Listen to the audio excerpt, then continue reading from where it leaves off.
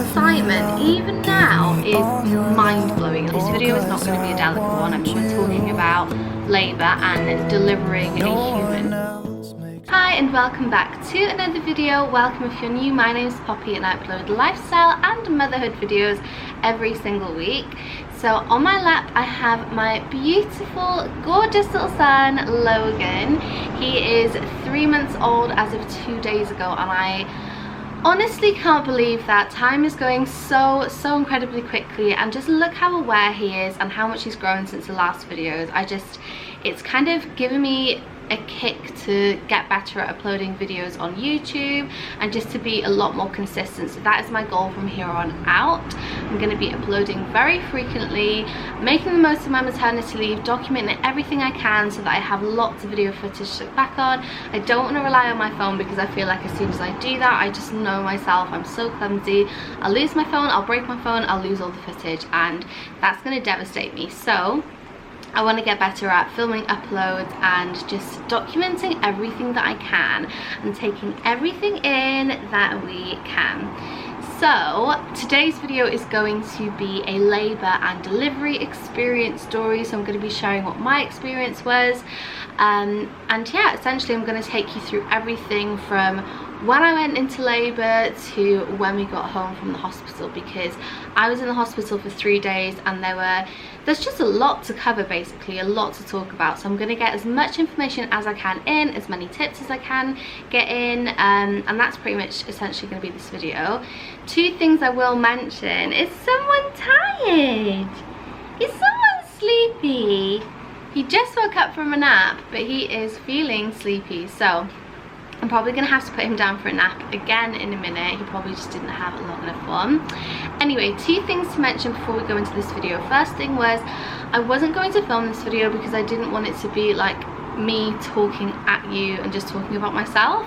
However, when I was approaching labour, so towards the end of the pregnancy, I actually got really freaked out that I'd avoided all of this information, other people's stories, and just stuck to the facts that the midwife gave me and the medical professionals gave me. I just kind of thought, you know, they're reading off a book or they're telling you what they can tell you, but you're not really hearing it firsthand from the people that are actually going through it recently. So I kind of freaked myself out, and then I consumed as much of this kind of content as I could.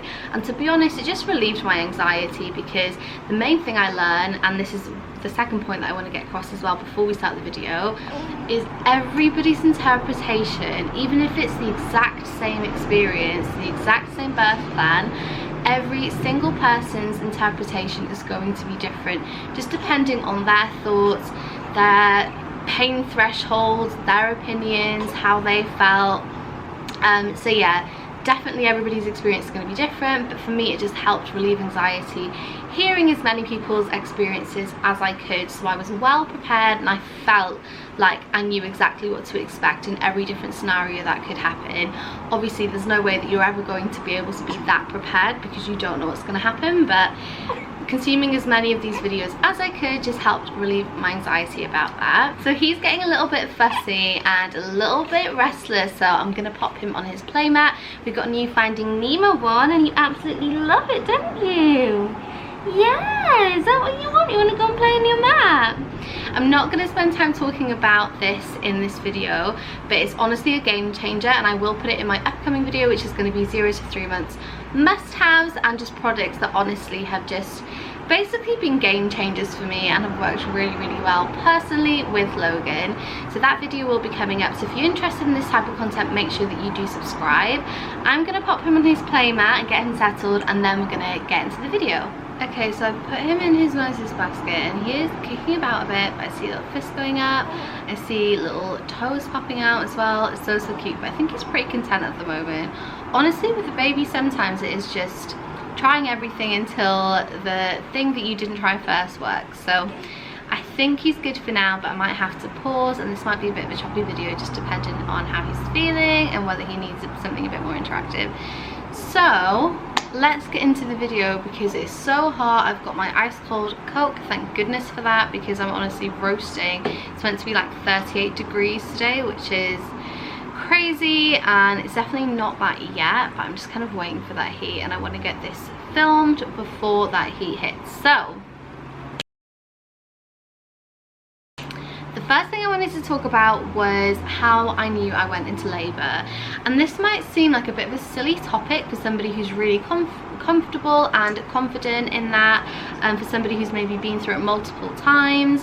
However, for me, I had no idea what to expect because the only thing I'd ever seen or heard about was really what I'd seen on movies. And whenever I asked any midwife or medical professional, how will I know that I'm in labour, I got the same answer, and it was always, you'll just know. That literally sent my anxiety through the roof because my anxiety was already building up anyway. I'd avoided consuming any information on that up until literally, I think I'd say as well, it was the week before I actually went into labour. The whole way through my pregnancy I thought that was going to make me anxious, and then I realised actually I have no idea what I'm walking into, and that's when I wanted to know what to expect and different things that I could expect. So these videos are really helpful for me, so hopefully sharing my experience will also add to that. So for me, it can be very different for everyone, but it was very much like the movies. So my waters pretty much just broke and went everywhere. Also, there's no delicate way to say that, but this video is not going to be a delicate one. I mean, we're talking about labour and delivering a human, like literally birthing a human. So it isn't going to be a delicate video. If that's what you're looking for, then this video definitely just is not going to be for you. So just letting you know, a little pre-warning. Anyway, so my waters broke, gushed everywhere, and this is about 8:25, and I wasn't expecting it. So it was April 22nd, 8:30 a.m. or 8:25 a.m. And it was 36 weeks and 6 days, which is technically considered premature by a few hours, but still premature. And yeah, wasn't expecting it at all. The first thing I did was call my partner and let him know, so he could come home from work and then we could drive to the hospital. The second thing I did was call my mum.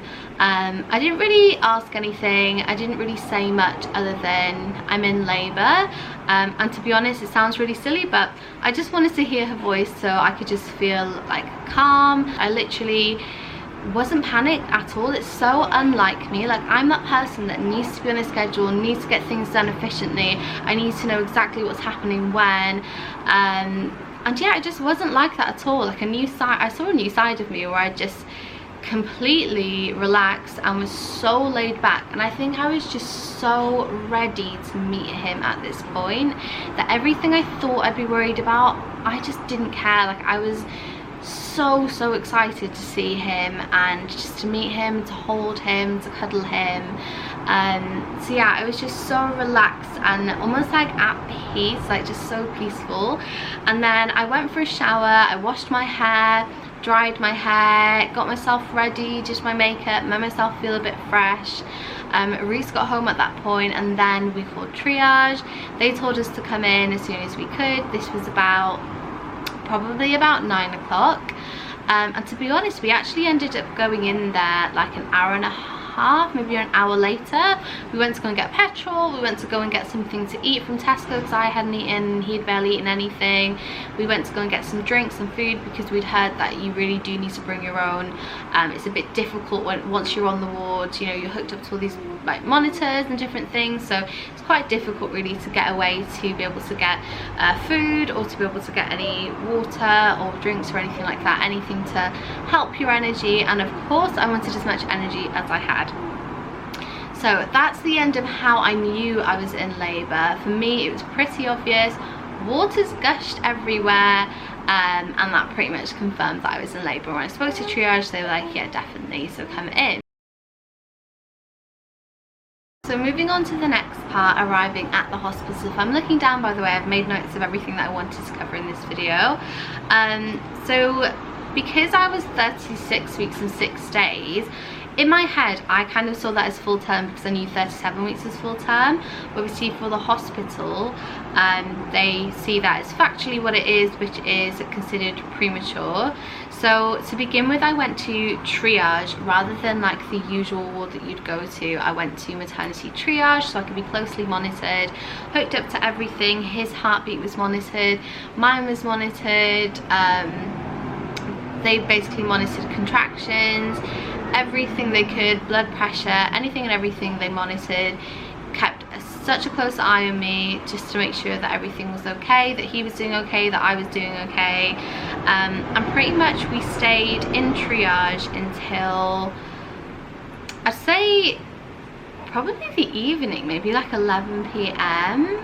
No, sorry, it wasn't. It was until late afternoon, and then when they decided, though I was still factually and technically premature labour, they decided to let me go down to the normal ward because they were happy that everything was absolutely fine. On that ward, the main things they did really were just monitor me.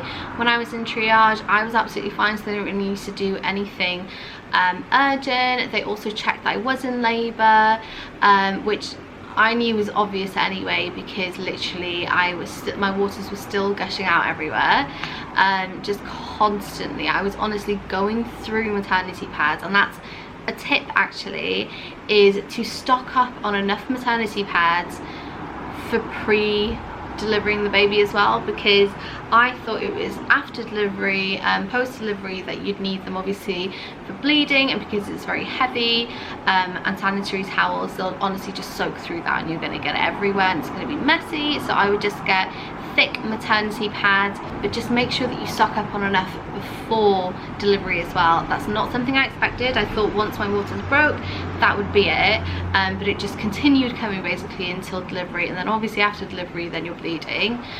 So yeah, that's pretty much all they did on that ward, was just make sure that I was actually in labour. At that point I couldn't really feel my contractions, so I didn't get any kind of painkillers or anything like that at that point. So when I was on there, I started getting really bad labour pains. At first they just gave me normal painkillers. That doesn't do anything. Like, it's the most pointless thing. I think if you're up for pain medication, you make that known. I don't understand why they try you with that. It doesn't even touch the surface, like it doesn't do anything. But I guess it's because some people prefer to have less than more. In my yeah, my mindset was that I just wanted more, all of the painkillers, anything really that would help me get through that night. So I had really bad labour pains, and then they put me on kind of strong painkillers, just normal kind of like strong paracetamols, then cocodamol, and honestly it got to the point where nothing was working and I was in agony. Like, I could feel the contraction pains. So I asked for gas and air because I'd read that a lot of other people had had that when they started having bad contractions, and for me, the hospital I gave birth at, they weren't licensed on that ward to be able to administer gas and air, so I wasn't allowed that. And that's one of the reasons I say everybody's experience is different, because in all of the other hospitals that I'd read about anyway, from as far as I'm aware, they are licensed to be able to do that, but in the one that I gave birth in, it's just worth checking these things out beforehand so you kind of have a better idea of what to expect. But they weren't licensed, and I think that to me was just, it was a bit of a gut punch, because I was expecting that as soon as I'd ask for it, and I kind of waited until the point where I desperately needed it, and I just felt like as soon as I asked for it, I would just get it. And yeah, unfortunately they weren't licensed, so I just had to carry on having painkillers. Eventually my partner said, you know, is there anything you can give her? She's in so much pain and she's really struggling. And then they gave me a pethidine injection. So that was really helpful actually. It really took the edge off. I could still feel all the contractions, but it just really took the edge off, to the point where I could pretty much just text on my phone. I think I was playing Monopoly on my phone as well. So there were, yeah, stuff like that. Obviously when you're in agonizing pain, you can't do anything. Like, you feel like, well, you are crying, but then when something takes the edge off, like for me, that was bearable, and that was just contractions. Like, I was pretty much expecting that they'd hurt, but not to the point where I couldn't do other things. So that was so helpful. So yeah, basically when they checked if I was dilated, they had to do this throughout, because when you're so far dilated, that's when they take you over to the delivery suite. So they do need to check if you are dilated, and for me that hurt so much. It was honestly, I say one of the most agonizing parts about the whole labor and delivery experience, which for me is mental, that it hurts that much and they don't make you aware that you can actually have pain relief for that. So though they weren't licensed for gas and air, I honestly screamed, like, and I felt so bad because I didn't want to freak everybody else out in the ward. And I feel like at the time I wasn't sure if I was just being dramatic, if I had a really low pain tolerance, but considering the rest of labour was honestly a breeze in comparison to that one moment, and I don't know if it was just not done well, like, I really don't know, but as far as I'm aware, there's one way to check if you're dilated, and oh my god, it was honestly just the most agonizing experience ever. And then the second time they did it, I said, look, I cannot go through that again. That was the most painful thing so far. I honestly cannot do it. What can you do? And it turned out that you could have gas and air to have things like that done, but it has to get signed off by a doctor, and they took you into a room where it was licensed to have that machine there. And when they did it with gas and air, I honestly was expecting agony again and just a little bit of the edge off. I barely felt anything, like, I honestly, pretty much nothing, and it was a breeze. It was so much of a better experience. So what I'd say is, when they're checking if you're dilated, personally, obviously I'm not going to tell you what to do, and it's up to you what you want in your body, but personally I'd say just ask for gas and air, and if they say that they're not licensed, ask if they can take you to another ward or another room so that they can check if you're dilated, and usually they'll accommodate. That was my experience anyway. Again, it's going to be different per hospital, different per person. You might already be on a ward or in a hospital where they're licensed everywhere to give you gas and air, but for me, I took it as they weren't licensed, as there's nothing I could do. I didn't realise, and it took my partner going to them saying, look, you really need to help her, she's terrified to check if she's dilated again. I'm gonna pause this because Logan is fussing. I think he's a bit bored, and I'm gonna pop him on his playmat. Moving on, so yeah, checking if I was dilated. Personally, I just wish I would have known, and next time I will, that I can ask for gas and air, and then it will not hurt and I won't feel anything. So the other thing on that ward, when they took my blood pressure, I later found out that they spotted that I had an infection, or signs of an infection, because I had a high temperature. But I think because of the changeover of staff from day to night, they were meant to give me antibiotics for that, and they just completely missed it basically and didn't give me the antibiotics. So the infection did spread into the room at that point, and I wasn't aware of it.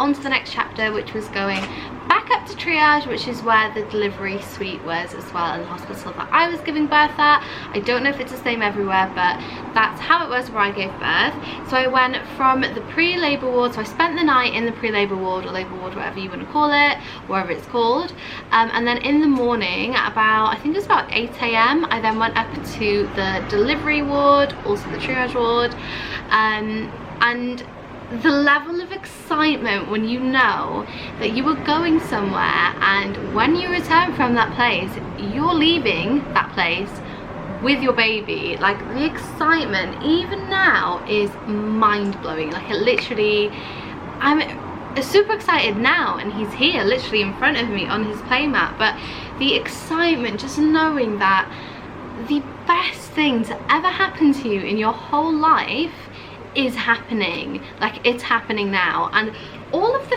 fear literally just went from me. Like, I didn't have any fear anymore. Like, I just wanted to meet him so badly, and this was it. Like, I was so excited. So I went up to the delivery ward, and the first thing I said, because I read online as well, and the midwife did actually say this to me too, to be fair, was if you're wanting an epidural, it's an anesthesiist. I've probably pronounced that terribly wrong, and yeah, my partner works as a medical professional as well, so he's gonna hate that I've mispronounced that, but whatever. So she's the person, she or he is the person that does the epidural, that administrates it, and obviously it's depending on her availability. So if she's unavailable and you're too far dilated, because after a certain amount of centimeters dilated you cannot have it anymore, it's too late. So if you're too far dilated and she just wasn't available, then unfortunately you can't have your epidural. So I was a little bit worried about that, but again, the fear just pretty much went from me. I knew at this point, I'm delivering this baby, this is the only way he's going to come and join us, and I was just so excited to meet him.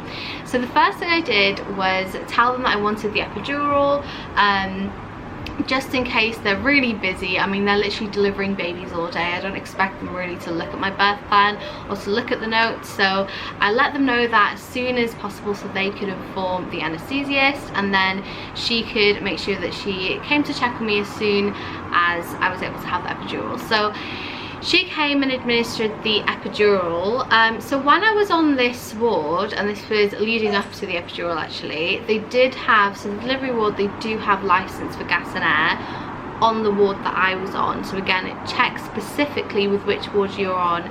If you want something like gas and air, then it's a specific ward. You need to be on the more medical ward.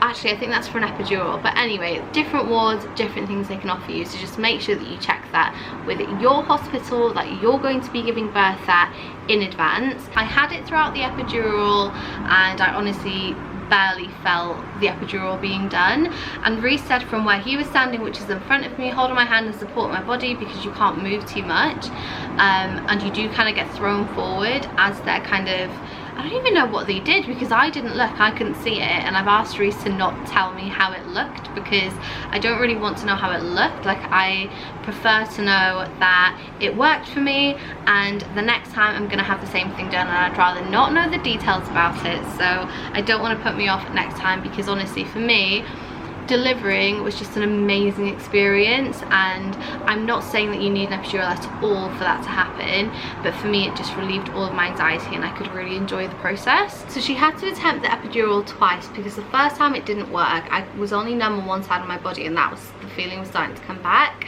Then on the other side I could pretty much still feel everything, so it's a bit of a weird feeling, because it was almost like I had a really bad cramp on one area of my body, because they were just the contractions, but then I was having gas and air and stuff as well, so it wasn't really that bad.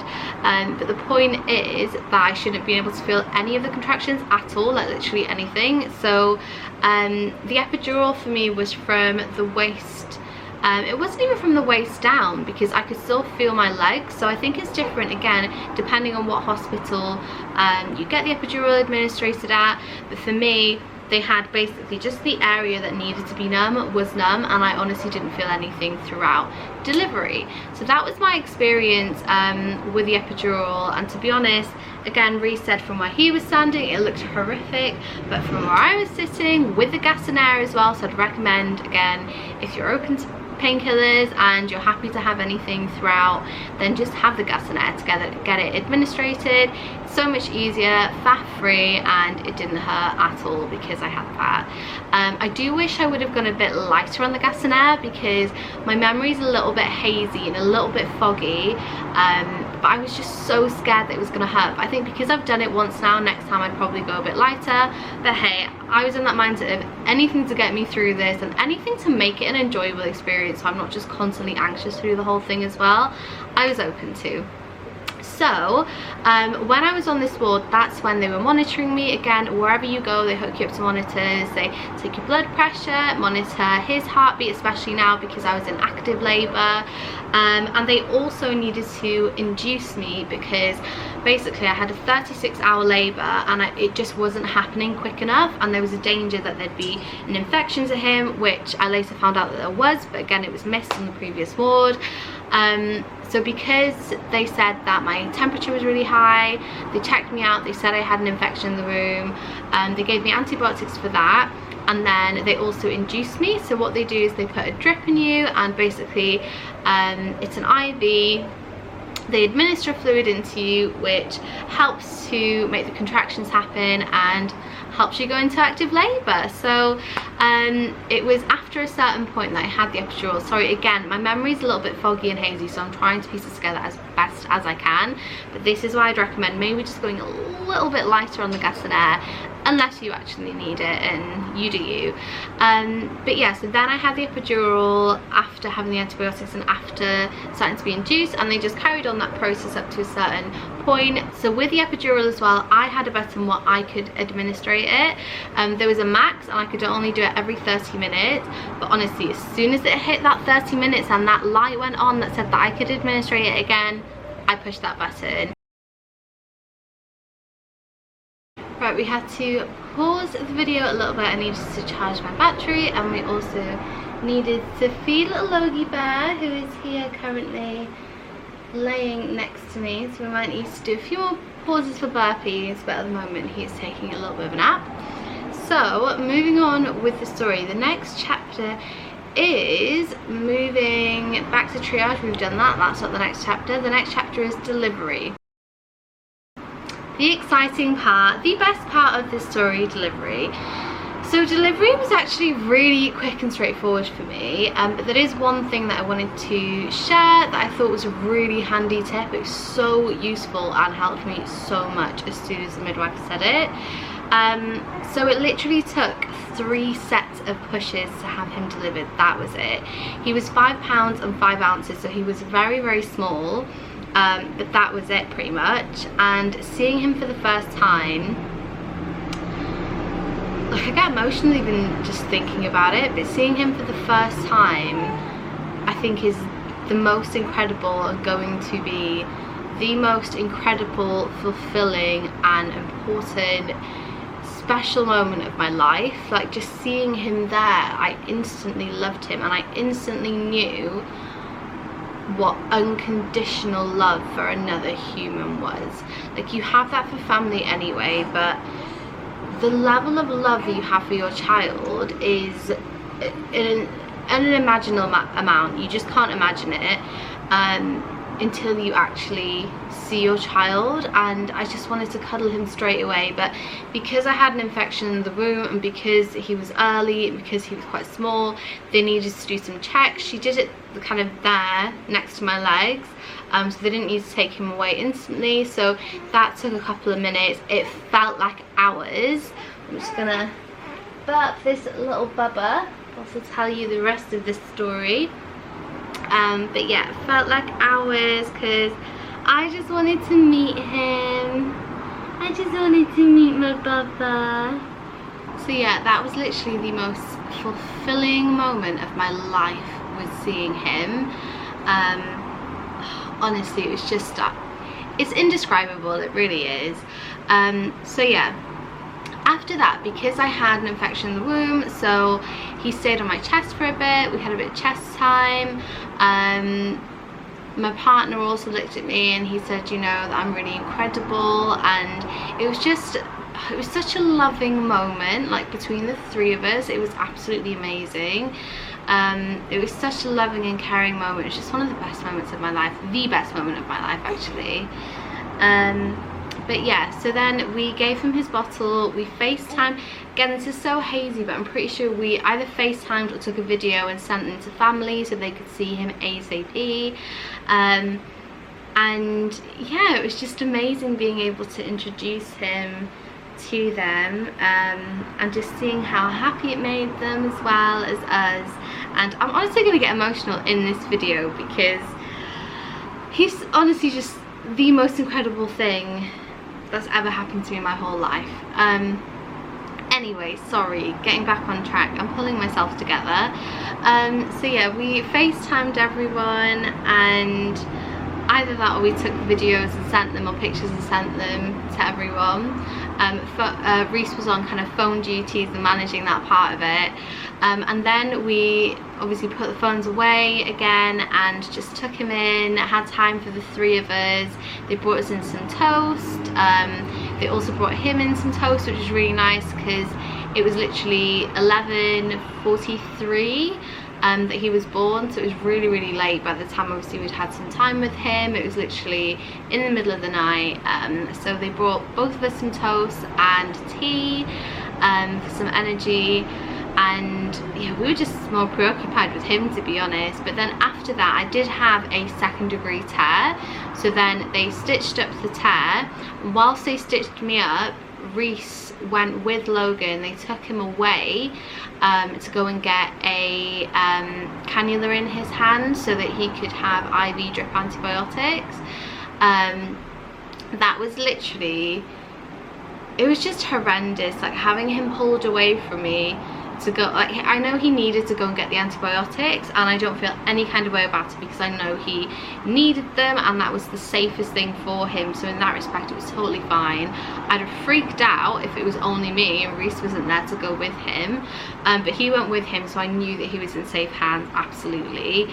But yeah, it was, I missed them both so much, and they weren't even gone for that long, about 20 minutes I'd say, and I missed them both so incredibly much. And anyway, when they got back, by the time they got back I was all stitched up, and I could kind of get dressed and out of, you know, get cleaned up a little bit. But it surprised me that they didn't actually have a shower in the room, because I thought that they would have, but they did, like, even just from a hygiene perspective, but they didn't. So anyway, by the time I got to the post-delivery ward, it was 4 AM I think. He's starting to sleep, so I'm going to pop him down for a nap, and then we're going to get to post-delivery. So I got to the other ward. They took me downstairs to the post-labour ward, like the recovery ward, and then at 6:30 AM they took the catheter out, because obviously I was numb, so I had to have that in as well. That's the thing with the epidural, you do have to have a catheter. So they took that out about 6:30 AM, and it was amazing to be free of it. Honestly, I was so paranoid about it hurting and like getting it tangled, whatever. Yeah, just, I'm not good at that kind of thing, so I was just really happy to get rid of it. Didn't have any painkillers, but I actually didn't feel anything when they took it out, and I thought I would, but absolutely nothing. So that was strange, but yeah, I didn't feel anything. And then the staff on this ward was super friendly. Like, they were so kind, and basically Reese showed me where the button was, so definitely make sure that the doctors or midwives, whoever's around you, any of the staff basically show you where the button is, so when you press it the midwives come to you, so you don't have to get out of bed and stuff, because obviously you're recovering from giving birth, you don't want to leave your baby. Also on our hospital they had a rule where you couldn't walk around with your baby, just from a safety perspective, to cover themselves as well, and also because they have people recovering on the ward and people rushing on the ward.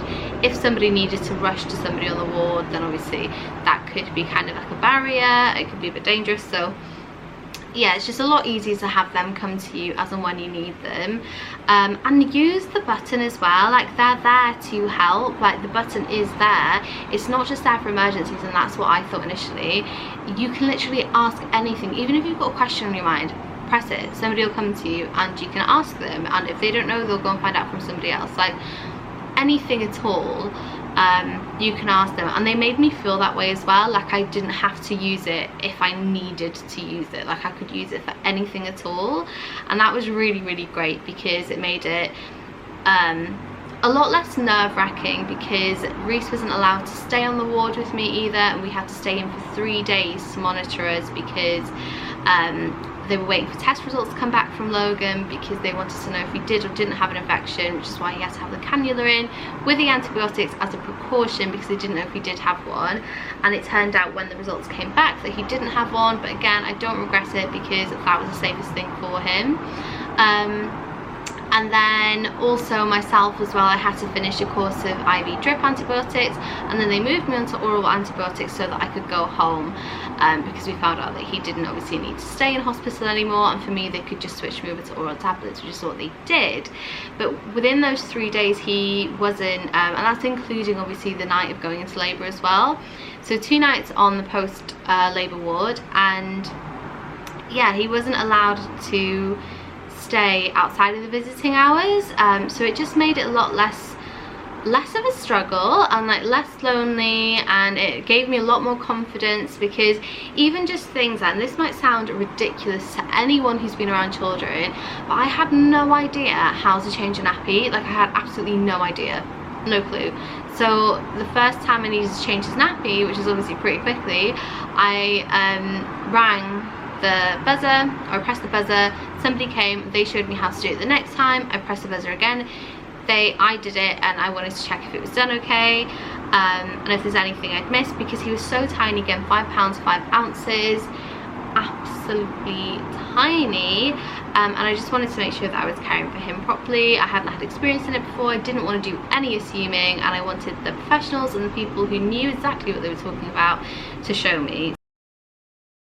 On the 3rd day I was discharged and we got to take him home, and oh my goodness, it was the most surreal thing in the world. We'd gone to the hospital, I was pregnant, and it still somewhat didn't seem so like too real. I know that sounds absolutely mental. Like, obviously I knew I was having a baby, obviously I was super excited, obviously I knew it was real, but just it's just crazy. Like, our lives had changed, like, incredibly for the better. But we went to the hospital, me and Reese, and it had been us, and then we left as a family with a baby, and it was the most incredible, surreal feeling and experience in the whole world. And that pretty much sums up the whole delivery experience. I can't wait to do it again and have a second, you know.